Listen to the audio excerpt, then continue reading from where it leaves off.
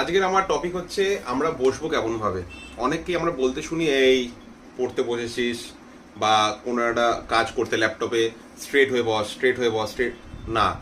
আমরা স্ট্রেট হয়ে বসতে পারি বা আমরা ঝুঁকেও বসতে পারি।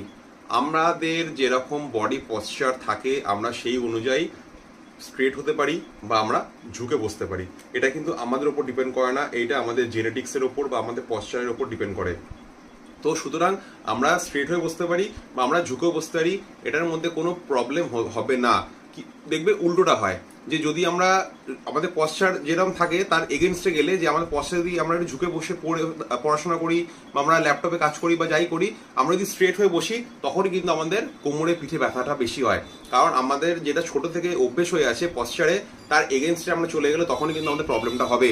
লাস্ট 40 to 50 ইয়ার্সের রিসার্চে দেখা গেছে যে আমাদের যেটা পশ্চার আছে সেই পশ্চারেই আমাদের মেনটেন করা উচিত, তা নয় কি আমাদের অন্য পশ্চারে যাওয়া উচিত। 1 নম্বর।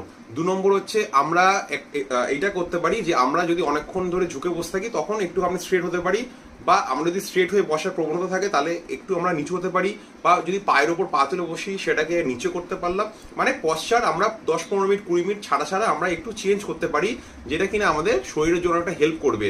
আর 2 নম্বর পয়েন্ট হচ্ছে যে আমাদের কিন্তু স্ট্রেংথেনিং করতে হবে, সেটা আমরা জিমে গিয়ে করি বা আমরা ঘরে ব্যান্ডের মাধ্যমেও করতে পারি, বা যে কোনো আমরা আসন করতে পারি, যোগা করতে পারি, যে কোনো অ্যাক্টিভিটিস, বা আর কিছু না হোক শুধু হাঁটতে পারি আমরা, মর্নিংয়ে হোক ইভিনিংয়ে হোক যখনই হোক আমরা হাঁটতে পারি, যাতে কিনা আমাদের বডি পশ্চার ঠিকঠাক থাকে এবং আমাদের লাইফস্টাইল বেটার হয়।